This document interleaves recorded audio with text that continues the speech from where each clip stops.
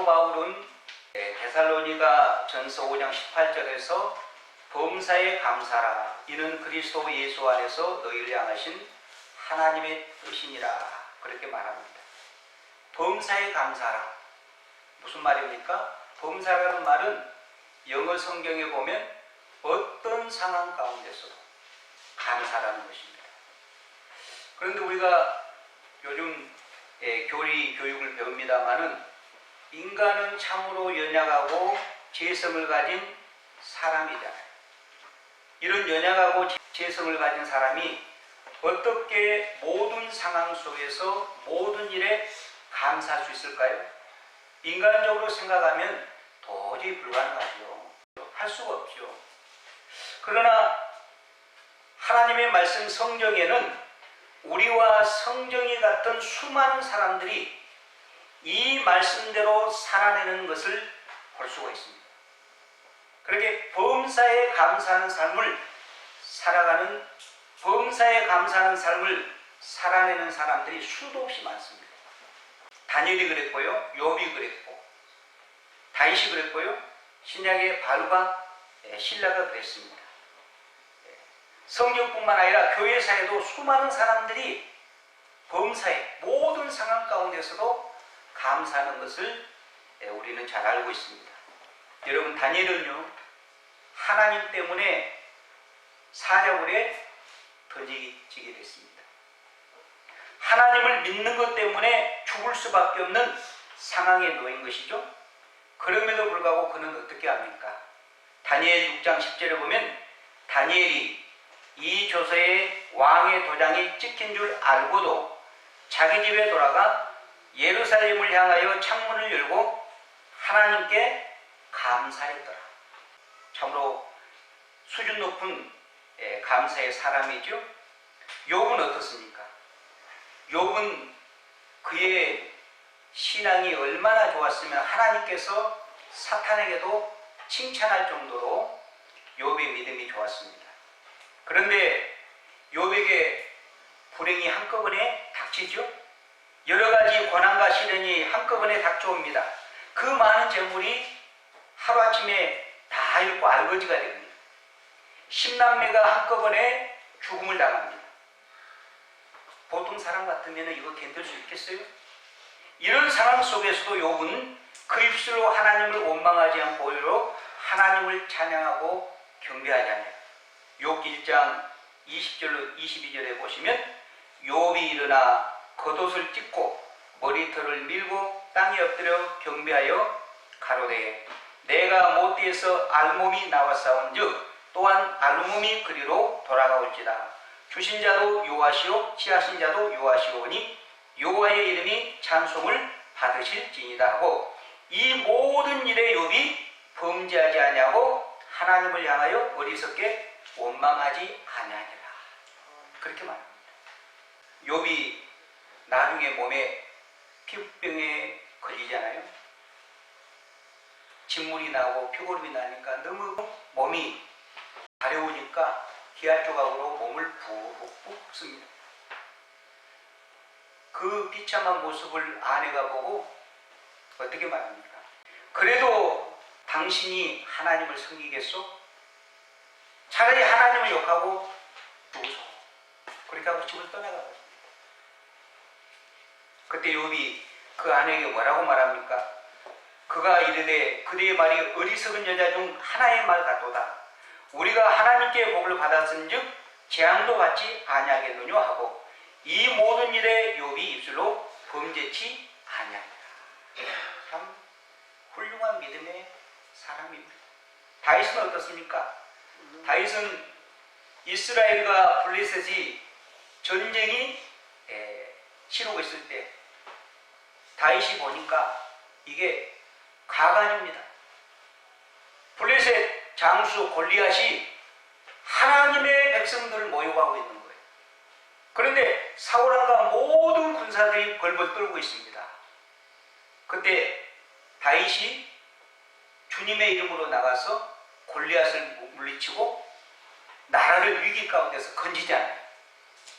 그럼 다윗은 뭡니까? 애국자 중에 애국자요.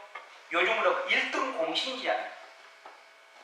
그런 다윗이 백성들의 인심을 사울왕보다 더 얻었다고 사울왕이 시기심이 발동하여 다윗을 죽이기 위해서 15년 동안 다윗을 추격합니다. 다윗은 졸지에 도망자 신세가 되죠. 이스라엘은 너무 좁기 때문에 다윗이 이곳저곳 도망다니다가 나중에는 어떻게 합니까? 적대국 블레셋 땅으로 도망가서 거기서 침을 흘리면서 미친 짓까지 합니다. 보통 사람 같으면 여러분 하나님 앞에 원망하지 않겠어요? 다윗이 잘못한 건 뭐가 있죠? 그런데 놀랍게도요, 시편 57편 9절에 보면 다윗은 그의 신앙을 이렇게 고백해요. 주여, 내가 만민 중에서 주께 감사하며 열방 중에서 주를 찬송할지로다. 아둘람거렸어. 그가 도망다닌다는 말을 듣고 전국에서 한맺히고 문제 많은 그 사람들 400명이 몰려들었습니다. 다윗 혼자 도망다니기도 좁은 그런 나라에 400명이 몰렸는데 그 400명들을 다윗이 다 품고 그들과 함께 도망다니면서 잡히면 죽습니다. 그 굴 안에서 다윗이 그의 신앙을 뭐라고 고백했다고요? 주여, 내가 만민 중에서 주께 감사하며 열방 중에서 주를 찬송할지로다. 참 귀한 믿음의 사람이고 감사의 사람이죠. 바울과 실라는 어떻습니까? 바울과 실라가 빌립보성에 가서 복음을 전하다가 관원들에게 잡혀가지고 감옥에 들어가잖아요. 지하 감옥에 다리가 묶이잖아요. 실컷 막 얼마나 쓰리고 아팠겠어요. 그러면 원망할 만하지 않습니까? 그런데 밤중에 바울과 실라가 하나님을 찬양하기 시작합니다. 하나님 앞에 영광을 돌리기 시작합니다. 참으로 이들은요, 히브리 기자가 말한 것처럼 세상 사람들이 감당할 수 없는 사람입니다. 세상 사람들이 감당할 수 없는 사람. 정말로 차원 높은, 수준 높은 감사의 사람들입니다. 그럼에도 불구하고 감사는 사람들이었던 것입니다. 오늘 본문의 주인공 하박도 그런 감사의 사람 중 하나입니다. 하박국은요, 처음부터 차원 높은 감사의 사람이 된 것이 아닙니다. 실은 하박국 1장을 보면 그는 감사의 사람이 아니라 전형적인 불평과 원망의 사람이었어요. 그가 선지자로 부름을 받던 시대는 하나님의 공의와 정의가 완전히 땅에 떨어지고 악인들이 의인들을 폭력으로 괴롭히고 힘있는 사람들이 약한 사람들을 등쳐먹은 그런 때였다고, 그런 시대였다고.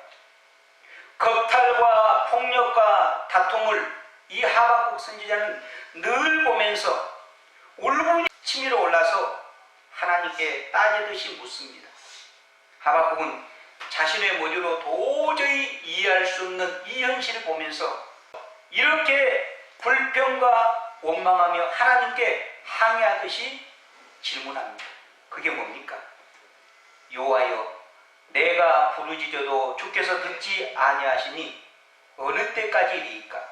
내가 강포를 인하여 외쳐도 주께서 구원치 아니하시나이다. 어찌하여 나로 간악을 보게 하시며 패역을 목도하게 하시나이까? 대저 겁탈과 강포가 내 앞에 있고 변론과 분쟁이 일어났나이다. 여러분, 어쩌면 우리나라 현실과 이렇게 꼭 닮았을까요? 지금 우리나라 현실과 어쩌면 이렇게 꼭 닮았을까요? 저는 이 말씀을 준비하면서 우리나라와 어쩌면 이렇게 닮았을까? 그러나 하나님께서 뭐라고 하박국에게 말씀하십니까? 하나님을 전혀 모르고 자기 나라보다 훨씬 악한 갈대아 사람, 어느 나라입니까? 바벨론. 하나님을 전혀 모르는 아주 유대 나라보다 훨씬 악하고 못된 바벨론을 들어서 유다 백성을 심판하겠다는 거예요. 그러니까 이 하박국이 또 하나님께 따지듯이 질문합니다. 아니 하나님, 그래도 그렇죠. 이게 말이 됩니까? 우리나라가 타락하고 부패하고 죄를 범한 거, 우상을 숭배한 거 인정합니다. 그래도 그렇지 하나님, 어떻게 하나님을 전혀 모르는 저 악한 바벨론을 들어서 우리나라를 심판할 수 있단 말입니까? 하나님은 의로우시고 불의와 배역을 참아보지 못하시는 분이 아니십니까? 그런데 어찌 악한 세력을 들어 이 나라를 심판하려 하십니까? 그렇게 하나님께 항의하듯이 따지듯이 질문하고 하박국은 어디로 올라갑니까? 하나님께서 뭐라고 말씀하신지 듣기 위해서 성루, 망대, 아주 높은데 저기 오면은 살피는 망대 아시죠? 성루에 올라가 간절한 마음으로 하나님의 말씀을 기다립니다. 이런 하박국의 자세를 우리가 배워야 됩니다.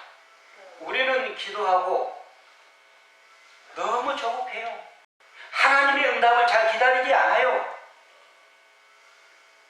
기도하고 나서 몇 주 지나고 몇 달 지나면 하나님이 응답 안 해주면 그냥 잊어버리고 포기해버려요.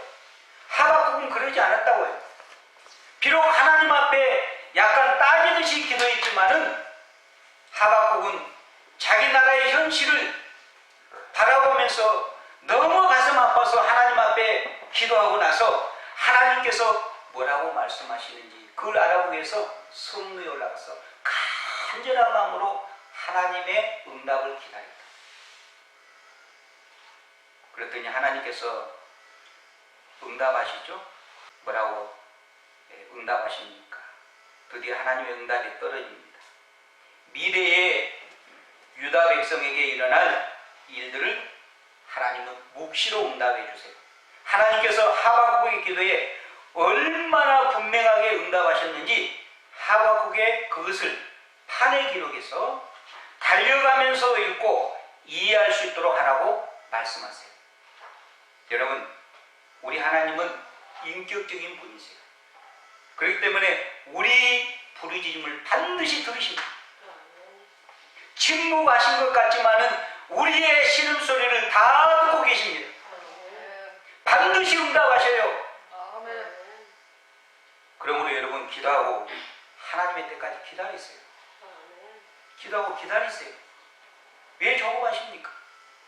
하나님께서 하박국 선지자에게 주신 말씀이 무엇입니까? 하박국아, 너는 이 묵지를 기록하여 판에 명백히 새기되 달려가면서도 읽을 수 있도록 하라. 이 묵지는 정한 때가 있나니 그 종말이 속히 이르겠고 결코 거짓되지 아니하리라. 비록 더딜지라도 기다리라. 지체되지 않고 정령 응하리라. 하나님은 하박국에게 이 묵지는 반드시 이루어질 것이기에 비록 더딜지라도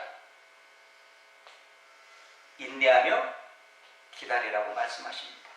그 다음에 중요한 말씀을 하시죠. 그게 뭡니까? 보라, 그의 마음은 교만하며 그의 속에 정직하지 못하나 그러나 의인은 그 믿음으로 말미암아 살리라. 하나님께서 바벨론과 같이 하나님을 모르는 세상 사람들은 교만하고 정직하지 못하나 그러나 하나님을 믿는 하나님의 백성은 끝까지 정직하게 믿음으로 살아야 한다는 것입니다. 세상 사람들이 부정직하고 불의와 비리와 타협하면서 악하게 산다 할지라도 하나님을 믿는 진실한 성도는 끝까지 정직하게 겸손하게 하나님을 신뢰하고 하나님을 바라보고 끝까지 믿음으로 경주하며 살아가야 된다는 것입니다. 지금 이 세상은 악한 사람들이 더 큰 소리치고요, 불의와 부정을 저지르고 비리를 저지르는 사람이 더 잘 사는 세상이 되어버렸어요. 그래서 우리 믿는 사람들도 적당히 타협합니다. 적당히 타협. 그러니까 우리 기독교인들이 뭐 600만, 700만 돼도 힘이 없는 거예요. 세상 사람들한테 웃음거리가 되는 것이죠. 여러분, 그러나 기억하십시오. 이 세상은 악한 사람들이 더 큰 소리치고 불의와 부정을 저지르는 사람들이 지금은 잘 사는 것 같지만 그들에게 반드시 하나님의 심판이 기다리고 있다는 것을 기억하십시오. 하나님은 반드시 그들을 심판하시고 그들을 마지막 날에 흔적도 없이 아무리 눈을 크게 뜨고 봐도 도저히 찾지 못할 정도로 하나님이 깔끔하게 깨끗이 심판하실 날이 반드시 있다는 것을 명심할 수 있기를 바랍니다. 그들이 이 땅에서 세상의 법망은 빠져나갈지 모르지만 하나님의 심판 앞에서는 절대로 빠져나갈 수가 없습니다. 반드시 하나님의 심판대 앞에 모든 사람이 서게 될 것입니다. 그리고 하나님께서 하박국에게 큰 비전을 주시죠. 그게 뭡니까? 장차 물이 바다를 덮음같이 여호와의 영광을 인정하는 것이 세상에 가득하는 그런 새로운 세상이 펼쳐질 것이다. 이런 비전을 하나님께서 하박국에게 주십니다. 우리 성도는요, 그런 믿음으로 이 어려운 현실을 극복하고 살아야 돼요. 세상 사람들이 잘 되는 거 부러워하면 안 돼요. 다른 사람 등쳐먹고 부정직하고 부정하고 불법을 저지르는 그런 것으로 부자가 되는 거 보면은 우리가 거의 어떻게 해야 됩니까? 우리가 같이 동조해야 됩니까? 그러면 안 돼요. 우리 믿는 사람들은 철두철미하게 그런 것을 잘라버릴 줄 알고 타협하면 안 돼요. 그게 뭡니까? 의인은 믿음으로 말미암아 살리라. 이 말이 그 뜻이에요. 그러나 우리가 세상을 살아보면 세상의 유혹이 만만치 않아요. 저도 마찬가지입니다. 정말 우리가 정신 차리지 않으면 작은 것 타협하면서 불법과 편법에 타협하면서 좋은 게 좋은 거 아닌가 하면서 은근슬쩍 넘어갈 때가 너무너무 많아요. 하박국은 하나님의 말씀을 듣고 유다 민족을 향한 하나님의 놀라운 뜻과 계획을 발견하게 됩니다. 유다 백성은 죄 가운데 지금 신음하고 있지만 그럼에도 불구하고 우리 하나님께서 여전히 유다 민족을 사랑하신다는 것을 깨달은 거예요. 하나님께서 유다 민족을 완전히 멸망시키려는 것이 본심이 아니고 유다 백성들을 죄에서 돌이키기 위해서 바벨론을 징계의 채찍으로 잠시 사용하고 있다는 것을 깨달은 것입니다. 이 사실을 깨닫게 되자 하박국이 완전히 바뀝니다. 원망과 불평의 사람에서 감사의 사람으로 180도 바뀌어버려요. 하나님의 이 섭리, 하나님의 이 경륜을 깨닫고 나니까 하박국의 마음이 완전히 바뀌었다고.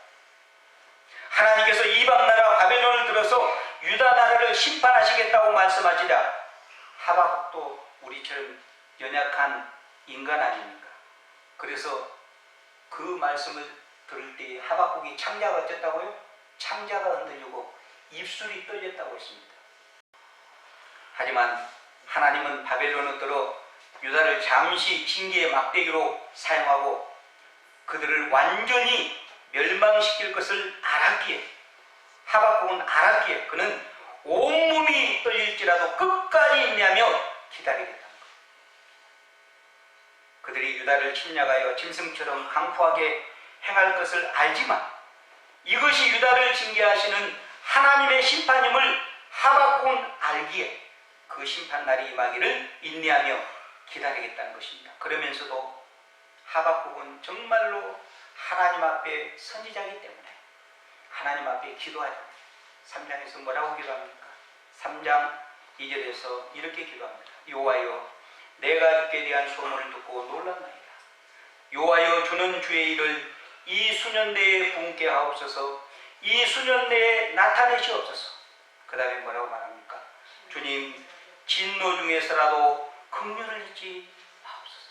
하나님, 우리 민족이 이렇게 죄를 보면서 앞으로 장차 하나님 앞에 심판을 받게 될지언데 그래도 주님께는 긍휼하심이 있지 않습니까? 주님이여, 진노 중에서라도 우리나라를 불쌍히 여겨주세요.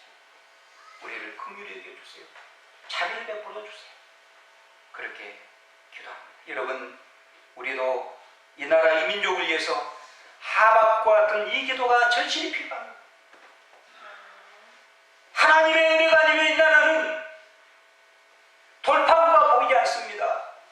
살 길이 보이지 않습니다.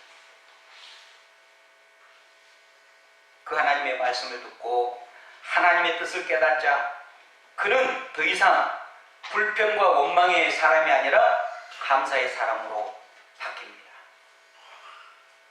그것도 그저 그런 감사가 아니라 정말로 차원 높은 감사.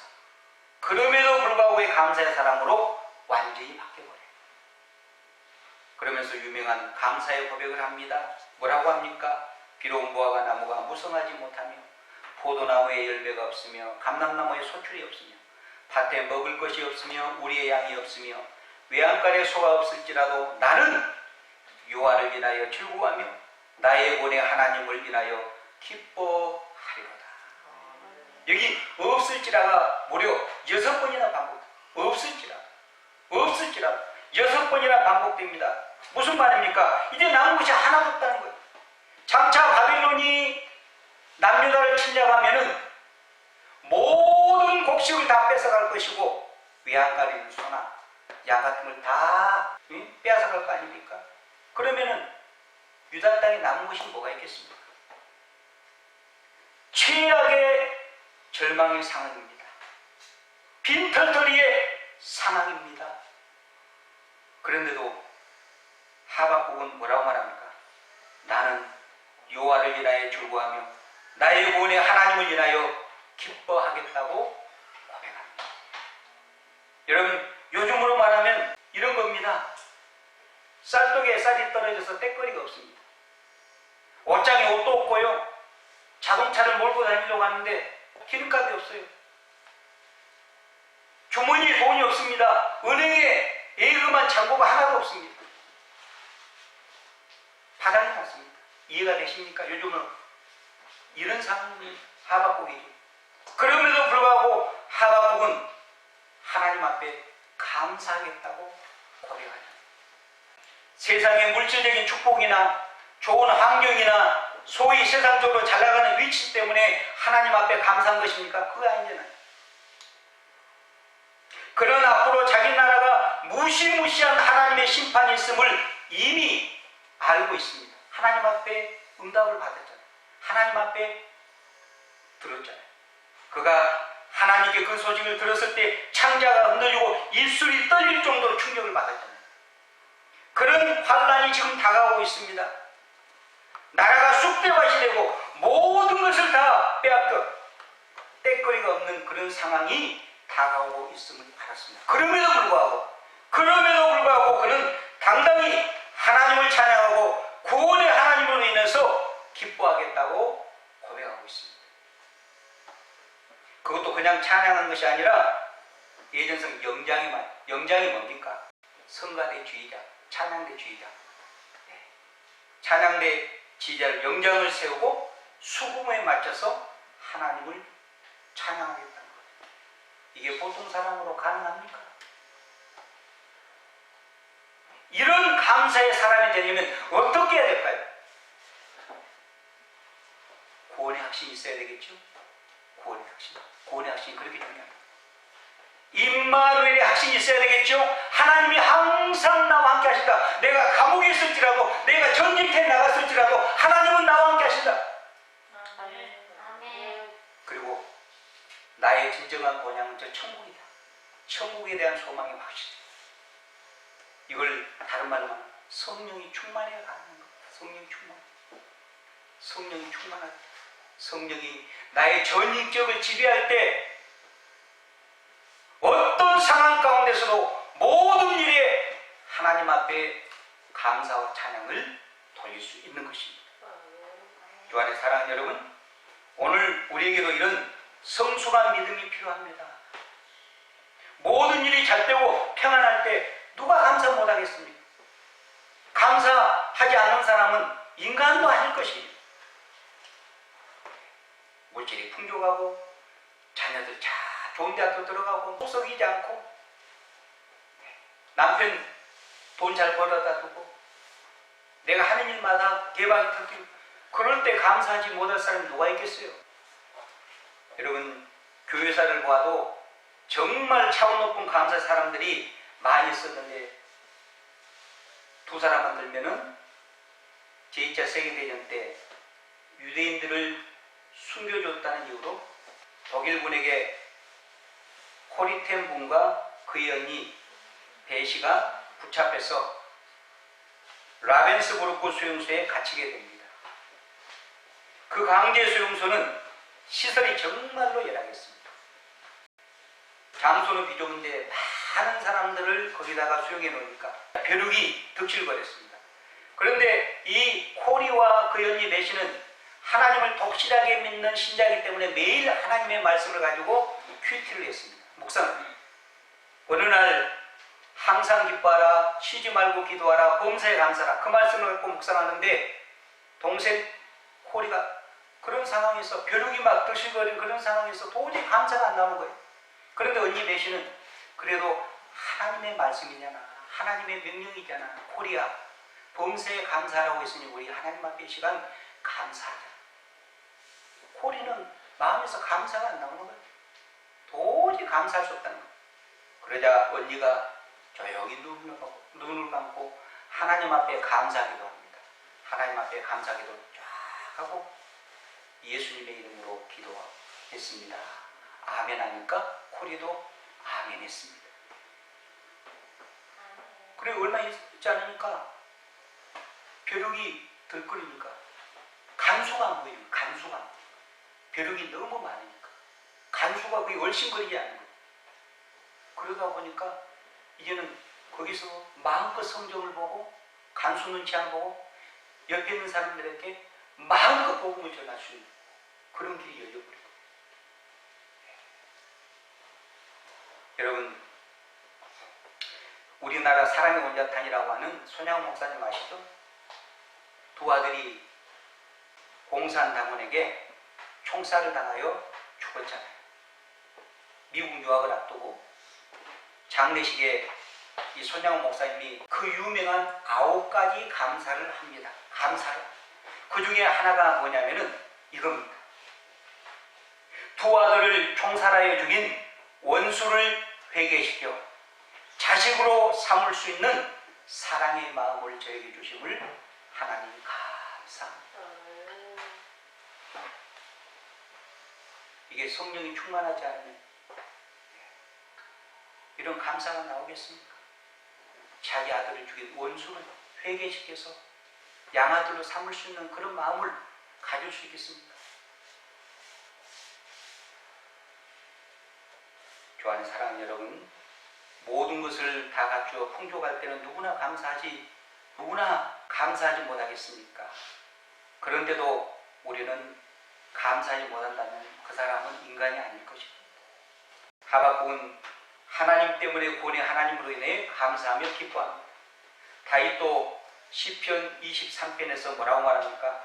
여호와는 나의 목자시니 내가 부족함이 없으리라.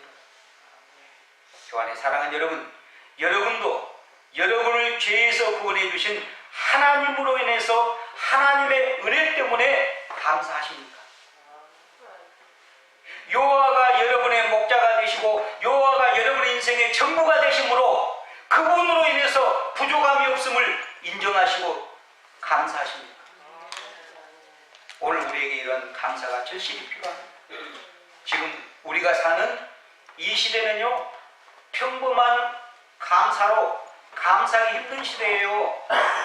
우리가 사는 이 시대에도 하박국이 살았던 시대와 똑같이 불의와 부정과 폭력과 분쟁이 난무합니다.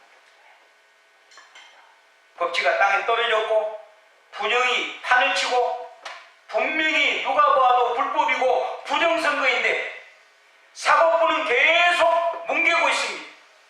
법치가 통하지 않습니다. 그런 나라가 우리나라입니다. 그런 나라에서 우리가 지금 살고 있다 그 말입니다. 그래서 보통 감사의 마음을 가지고 우리는 하나님 앞에 감사할 수 없다. 악한 사람이 더 큰 소리 치고요, 떵떵거리고 더 삽니다. 우리나라를 둘러싼 국제 정세를 보십시오. 강대국 미국이나 일본, 중국, 러시아를 보십시오. 그들이 이 한반도를 둘러싸고 다 자기들의 국익을 따라 움직이잖아요. 자기들의 국익을 따라 움직이잖아요. 또 핵무기를 가지고 있는 북한을 보십시오. 북한은 호시탐탐 핵무기를 가지고 우리의 생존을, 남한의 국민들의 생존을 위협하잖아요. 그런 시대에 우리가 살고 있습니다. 코로나 팬데믹이 지금 3년을 넘어서 이제는 4년째 접어들죠. 이게 언제 끝날지 몰라서 이제는 뭐라고 말합니까? 위드 코로나. 야, 코로나와 함께 가겠다는 거예요. 언제 끝날지 몰라. 그런 시대에 우리가 접어들었습니다. 이런 상황에서 범사에 감사하라. 이 주님의 말씀은 우리에게 강력하게 도전합니다. 너희가 이런 상황인데, 너희가 그래도 이런 상황인데 나에게 감사할 수 있겠니? 하나님은 성령님을 통해 우리에게 도전하십니다. 이런 상황에서 저와 여러분이 어떻게 하겠습니까? 그럼에도 불구하고, 우리 상황이 최악임에도 불구하고 하나님의 말씀이 명령하십니다. 하나님의 말씀입니까? 아멘하고 감사해야 될 줄로 믿습니다. 하나님의 말씀에, 하나님의 명령에 순종해야 될 줄로 믿습니다. 아멘. 먼저 우리가 뭘 감사해야 될까요? 저와 여러분이, 허물과 죄로 죽었던 저와 여러분이 이 세상에서 허랑방탕하게 살다가 지옥길로 달려갈 수밖에 없었던 저와 여러분, 별 볼 일 없는 저와 여러분이 하나님께서 뭐 때문에 많고 많은 사람들 중에 저와 여러분을 찾아오셔서 저에게 사랑의 복음을 주시고 믿음을 주시고 구원을 선물로 주셨습니다. 그리고 우리를 구원해 주셨습니다. 우리가 죄인 되었을 때에 예수 그리스도께서 우리를 위하여 십자가에서 달려 죽으시고 하나님의 사랑이 얼마나 큰 것을 우리에게 보여주셨다고요. 이걸 생각할 때 우리가 하나님 앞에 감사하지 않을 수가 있겠습니까? 그리고 여러분, 금년에도 우리는 하나님이 주신 공짜 선물을 얼마나 누렸습니까? 햇빛, 비, 공기, 하나님이 다 공짜로 주셨잖아요. 금년에도 하나님이 풍년을 주셨잖아요. 우리가 굶고 있는 사람이 있습니까? 얼마나 풍성한 은혜를 누렸습니까? 바울이 빌립보 4장에서 말한 것처럼 하나님께서 우리에게 풍성히 채워주셨다. 그 하나님의 은혜에 우리는 감사해야 마땅할 것입니다. 무엇보다도 우리에게는 저 천국을 기업으로 상속받았습니다. 아멘이십니까? 이 땅이 우리의 본향이 아닙니다. 우리의 진정한 본향은 저 새하늘과 새 땅입니다. 저 천국입니다. 저 하늘에 가서, 하늘나라에 가서 우리 주님을 배웠고 거기서 영원히 살면서 지복을 누릴 것입니다. 그러나 이 세상은 하나님의 때가 되면 반드시 하나님께서 심판하신다고 했습니다. 뭘로? 불로 심판하신다고 했습니다. 불로 심판하신다. 그래서 세상 사람들이 지금 잘 나가고 불법을 자행하고 비리를 저질러서 불을 축적해도 그거 부러워하면 안 됩니다. 하나님의 성도는 그거 부러워하면 안 됩니다. 시편의 아삽이 불신자들이, 자기 옆에 있는 불신자들이 잘 되는 걸 보고 한번 미끄러질 뻔했잖아요. 그러나 아삽이 다시 마음을 가다듬은 것은 내세에 대한 그 복을 깨닫고 아삽이 거기에 미끄러지지 않고 시험에 들지 않고 다시 자기 마음을 다잡은 거잖아요. 주 안에 사랑하는 성도 여러분, 이 세상의 불의한 자들, 악한 자들은 하나님의 심판의 때가 있다는 것을 꼭 기억하십시오. 그러나 저와 여러분은, 하나님의 백성들은 저 천국에서 우리 주님과 영원 무궁토록 지복을 누리며 살게 될 것입니다. 그러므로 이 세상이 악으로 치닫고 부정과 불법과 비리가 판을 친다 할지라도 하나님을 섬기고 하나님을 믿는 성도는 끝까지 믿음으로 정직하게 달려가야 할 줄로 믿습니다. 끝까지 믿음으로 믿음으로 살아야 할 줄 믿습니다. 여기 믿음으로란 말은 다른 말에 정직으로란 말하고 똑같은 말이에요. 제가 왜 정직을 강조합니까? 하나님의 말씀 우리가 잠언을 통해서 배우죠? 하나님 불의한 자를 미워하신다고 하잖아요. 그게 잘 될 수 있겠습니까? 하나님의 성경은. 여러분 정신 차려야 됩니다. 정신 차려야 돼요. 앞으로 하고 뒤로 믿습니다. 하나님 살아계십니다. 마지막으로 시편 116편 12절 13절 17절 읽고 마치겠습니다. 여호와께서 내게 주신 모든 은혜를 무엇으로 보답할꼬? 내가 구원의 잔을 들고 여호와의 이름을 부르며 여호와의 모든 백성 앞에서 나의 소원을 여호와께 갚으리로다. 내가 주께 감사제를 드리고 여호와의 이름을 부르리이다. 아멘.